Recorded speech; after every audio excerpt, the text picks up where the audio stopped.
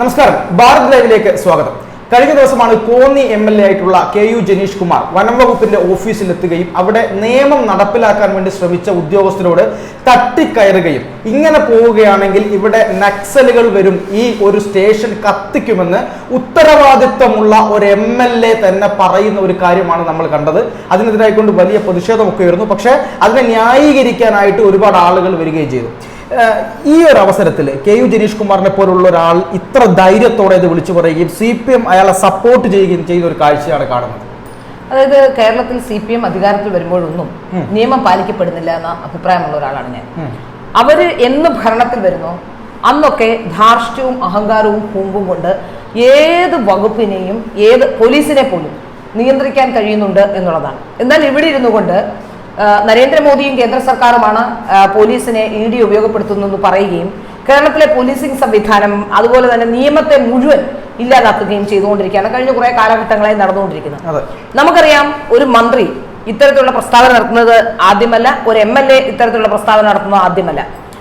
ഈ സർക്കാർ ഉണ്ടായതിൽ പിന്നെ ഭരണഘടനയെ പോലും വെല്ലുവിളിക്കുന്ന പ്രസംഗം നടത്തിയ ഒരാളാണ് സജി ചെറിയാൻ. അതിനെ പോലും ന്യായീകരിച്ചുകൊണ്ട് കേസ് എടുക്കാതിരിക്കാൻ എന്തെങ്കിലും മാർഗമുണ്ടെങ്കിൽ അത് ഇല്ലാതാക്കാനുള്ള ശ്രമങ്ങളാണ് നടത്തിക്കൊണ്ടിരുന്നത്.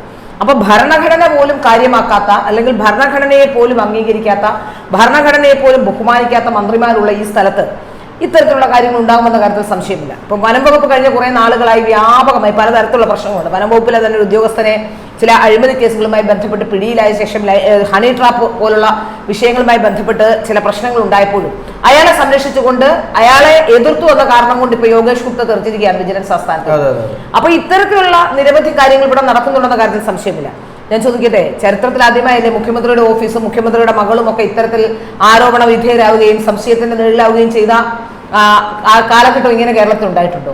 അപ്പോ മുഖ്യമന്ത്രിയുടെ മകളും പോലും ആരോപണ നിഴലിലാകുമ്പോൾ ഒരു MLA ഇത്തരത്തിലുള്ള പരാമർശം നടത്തിയില്ലെങ്കിലേ അത്ഭുതമുള്ളൂ. ഇവിടെ നമുക്ക് മനസ്സിലാക്കാൻ സാധിക്കുന്നത് KU ജനീഷ് കുമാറിന് എങ്ങനെയാണ് ഇത്ര ധൈര്യം കിട്ടിയത്? നക്സലുകൾ ഇവിടെ വരും, കത്തിക്കും എന്ന് പറയാനുള്ള ധൈര്യം എവിടെ നിന്നാണ് KU ജനീഷ് കുമാറിന് കിട്ടിയത്? അങ്ങനെ നക്സലുമായി ബന്ധമുള്ള ആളാണ്. അതിലൊരു വൈരുദ്ധ്യം എന്താന്ന് പറഞ്ഞാൽ, ഈ നക്സലുകളെ പിടിക്കുകയും കീഴടങ്ങിയ നക്സലുകളെ ഒരു ദാക്ഷിണ്യവുമില്ലാതെ വെടിവെച്ച് കൊല്ലുകയും അതിനെ ന്യായീകരിക്കുകയും ചെയ്യുന്ന അതേ ആളുകൾ തന്നെയാണ് ഇത് പറയുന്നത് എന്ന് ആലോചിക്കുമ്പോൾ അതെ, തീർച്ചയായും അതാണ് അവിടെയാണ്. അപ്പോൾ നക്സലുമായി ബന്ധമുള്ള MLA ആണോ KU ജനീഷ് കുമാർ എന്ന് ജനീഷ് കുമാറാണ് വ്യക്തമാക്കേണ്ടത്. അപ്പോൾ തീർച്ചയായിട്ടും ഇതൊരു വലിയ സാമൂഹ്യ പ്രശ്നമാണ്. ഇത് കോടതിയിൽ പോയ യഥാർത്ഥത്തിൽ ജനീഷ് കുമാറിന്റെ പദവി തെറിക്കുന്ന പ്രശ്നമാണ്. പണ്ട് നമുക്കറിയാം, ഒരു മന്ത്രി പഞ്ചാബ് മോഡൽ പ്രസംഗം നടത്തി മണിക്കൂറുകൾക്കകം തെറിച്ച ചരിത്രം നമുക്കറിയാവുന്നതാണ്. അപ്പൊ അതുപോലെ തന്നെ ഒരു പ്രസംഗമാണ് ഈ ഇത്തരത്തിലുള്ള പരാമർശം നടത്തിയിട്ടുള്ള കാര്യത്തിൽ സംശയമില്ല. ഇവിടെ നോക്കൂ, എവിടെ ഇപ്പോ വേടന്റെ വിഷയം വന്നു, അന്നും വനം വകുപ്പ് വലിയ പ്രതിസന്ധിയിലായിരുന്നു. ഇപ്പോ ഞാനൊരു കാര്യം ചോദിക്കട്ടെ, വേടനാണെങ്കിലും ആരാണെങ്കിലും ഏത് ജാതിക്കാരനാണെങ്കിലും ക്രൈം ചെയ്താൽ അത് ക്രൈമാണ്. പക്ഷേ കേരള പോലീസിനെ സ്വാധീനിച്ചുകൊണ്ട് അല്ലെങ്കിൽ 5 ഗ്രാം കഞ്ചാവ് അതൊരു നിയമപരമായ പ്രശ്നം ഉയർത്തി കാണിച്ചുകൊണ്ട് വേടനെ പരിശുദ്ധനാക്കുന്ന രീതിയാണല്ലോ ഇപ്പൊ നടന്നുകൊണ്ടിരിക്കുന്നത്. അതെന്തെങ്കിലും ആവട്ടെ, വേടൻ പരിശുദ്ധനോ ഞാൻ അതിൽ അംഗീകരിക്കുന്നില്ല. ജാതി പറഞ്ഞുകൊണ്ടല്ല ഒരു കലാകാരൻ ഇവിടെ വളരേണ്ടത്. അങ്ങനെ ജാതി പറഞ്ഞു മാത്രം വളരേണ്ടവരല്ല കലാകാരന്മാരെന്ന് നമുക്ക് ഉറപ്പായും അറിയാം. വിവിധ രംഗങ്ങളിൽ വ്യക്തിമുദ്ര പതിപ്പിച്ച നിരവധി പേർ ഈ ജാതി പറയാതെ തന്നെ വന്നിട്ടുണ്ട്.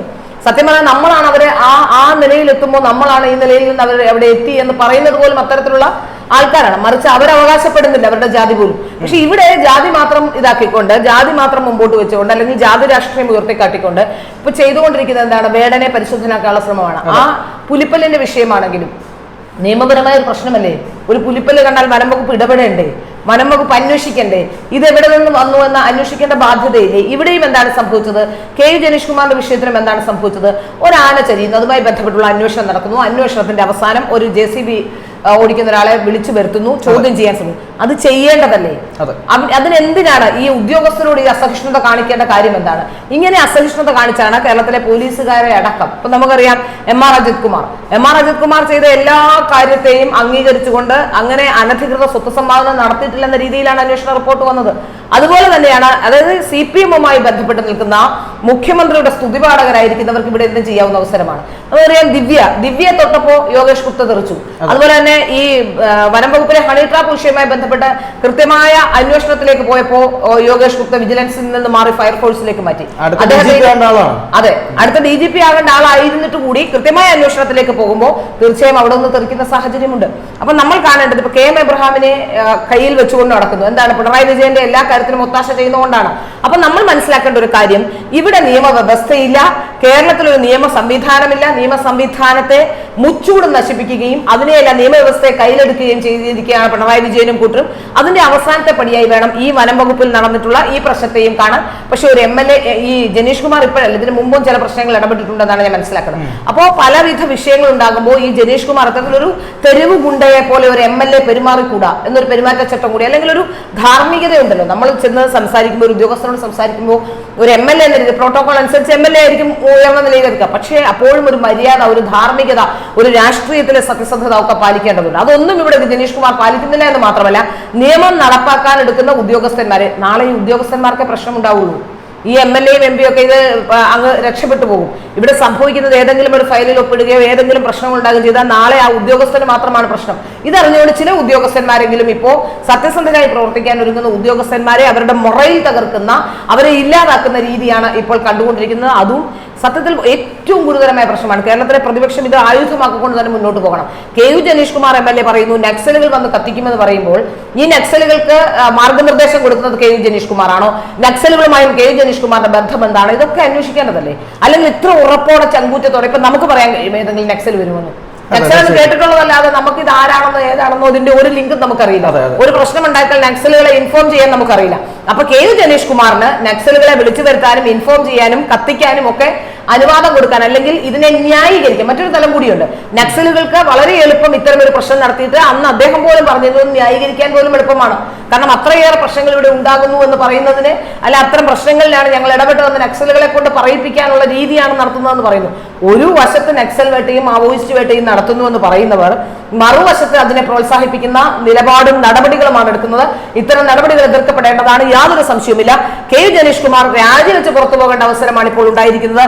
യഥാർത്ഥത്തിൽ ഇതിനെതിരെ ശക്തമായ പ്രതിരോധം ഉയർത്തുക തന്നെ വേണം. അക്കാര്യത്തിൽ യാതൊരു സംശയവുമില്ല. തീർച്ചയായും ഇപ്പൊ പറഞ്ഞു നിർത്തിയതുപോലെ തന്നെ KU ജനീഷ് കുമാർ അവിടെ ആ ഒരു സ്റ്റേഷനിലേക്ക് കടന്നു ചെന്നിട്ട് ആ ഓഫീസർമാരെ മുഴുവൻ അപമാനിക്കുന്ന രീതിയിലാണ് അദ്ദേഹത്തിന് സംസാരം ഉണ്ടായിട്ടുള്ളത്. അതായത് നിയമം നടപ്പിലാക്കുന്ന ഉദ്യോഗസ്ഥന്മാരെ ഇത്രയധികം ജനങ്ങൾക്ക് മുമ്പിൽ നിന്ന് പരസ്യമായി അപമാനിക്കുക, പരിഹസിക്കുക.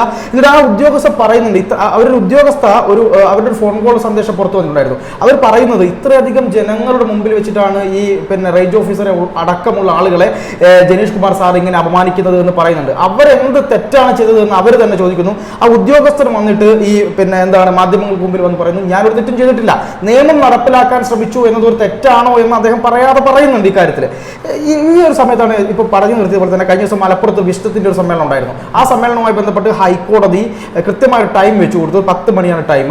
ആ 10 മണി ടൈം കഴിഞ്ഞപ്പോൾ അവിടെ ആശുപത്രിയൊക്കെ ഉള്ളത് കൊണ്ട് തന്നെ കൃത്യസമയത്ത് നിർത്തണമെന്ന് പറഞ്ഞു. അത് നിർത്തിയില്ല.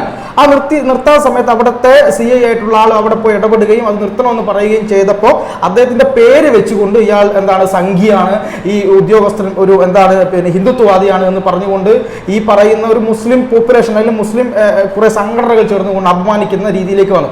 അതിനെതിരെ CPM ഒന്നും പറയാത്ത ഒരു അവസ്ഥയും കൂടെയുണ്ട്. അതായത് സത്യസന്ധമായി പണിയെടുക്കുന്ന ഉദ്യോഗസ്ഥന്മാർ അവരവരുടെ താല്പര്യത്തിന് നിന്നിട്ടില്ലെങ്കിൽ അവരൊക്കെ മോശക്കാരാണ് എന്നൊരു സാഹചര്യം. അതെ, തീർച്ചയായും CPM എല്ലാ കാലത്തും ഇങ്ങനെ തന്നെയാണ് ചെയ്യുന്നത്. ഇപ്പൊ നമ്മൾ ഈ ഇലക്ഷൻ സമയത്ത് നമ്മൾ ഈ റിപ്പോർട്ടിങ്ങിനൊക്കെ പോകുമ്പോൾ നമുക്കറിയാൻ കഴിയും, സത്യം പറഞ്ഞാൽ CPM അധികാരത്തിൽ വരുമ്പോൾ പോലീസുകാർക്ക് അത് വലിയ സങ്കടമാണ്. ഞാൻ അത് പുറത്ത് പറയുന്നില്ല എന്നുള്ളതേ ഉള്ളൂ. അപ്പോൾ പലപ്പോഴും അവർ നമ്മളോട് തന്നെ പറയാറുണ്ട്, ഇനിയിപ്പോൾ യുവന്മാർ കയ്യിൽ പോലും തുണി പോലും കൊടുക്കാതെ വേണേൽ പോലീസ് സ്റ്റേഷനിലേക്ക് വരുന്ന സാഹചര്യം ഉണ്ടാവും. നേരെ മറിച്ച് കോൺഗ്രസ്സുകാരാണെങ്കിൽ അങ്ങനെ ഒരു അവസ്ഥയില്ല. മര്യാദയ്ക്ക് വൃത്തിയായി ഡ്രസ്സൊക്കെ ചെയ്ത് മര്യാദയ്ക്ക് വന്നിരുന്ന് സംസാരിക്കുക, അല്ലെങ്കിൽ ഒന്ന് രണ്ട് ഭീഷണിപ്പെടുത്തിയാൽ അവരുടെ ഭീഷണിക്ക് ഇത്ര വിലയുള്ളൂ. നേരെ മറിച്ച് CPM അങ്ങനെയല്ല. CPM-നെ സംബന്ധിച്ചിടത്തോളം ഇപ്പൊ നമുക്ക് ഇതിൽ വലിയ തരത്തിൽ കേസെടുക്കാവുന്ന ഒരു ഇതാണ്. കാരണം ഔദ്യോഗിക കൃത്യനിർവഹണത്തിൽ, അത് ഏത് വകുപ്പിലാണെങ്കിലും ഒരു ഔദ്യോഗിക കൃത്യനിർവഹണത്തിൽ ഒരു ഉദ്യോഗസ്ഥനെ തടയുക എന്ന് പറഞ്ഞാൽ അത് വളരെ ഗുരുതരമായ തെറ്റ് തന്നെയാണ്.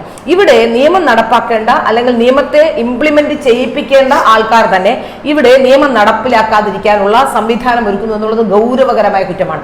ഔദ്യോഗിക കൃത്യനിർവഹണത്തിന് തടസ്സം സൃഷ്ടിക്കുക, അവരെ അപമാനിക്കുക, ഉദ്യോഗസ്ഥരുടെ മൊറയിൽ തകർക്കാൻ ശ്രമിക്കുക, ഇത്തരത്തിലുള്ള നിരവധി വിഷയങ്ങളാണ് നടക്കുന്നത്. CPM-ന് അനുകൂലമായി ചിന്തിക്കുന്നവരും CPM-ന് വശപ്പെട്ട് കഴിയുന്നവർക്കും എന്തും ചെയ്യാവുന്ന സാഹചര്യമാണ് കഴിഞ്ഞ കുറെ നാളുകളായി നമ്മൾ കണ്ടുകൊണ്ടിരിക്കുന്നതല്ലേ. ഇപ്പോൾ സ്ത്രീ പീഡന കേസുകളായാലും ഏത് തരത്തിലുള്ള കേസുകളായാലും നമുക്കറിയാം. ഇന്നലെ നടന്ന ഒരു വിഷയം പോലും. ഇന്നലെ കഴിഞ്ഞ ദിവസം നമ്മൾ കണ്ടതാണ് വഞ്ചൂർ കോടതിയിൽ ഒരു അഭിഭാഷകൻ മറ്റൊരു അഭിഭാഷകനെ മർദ്ദിക്കുന്ന വിഷയം.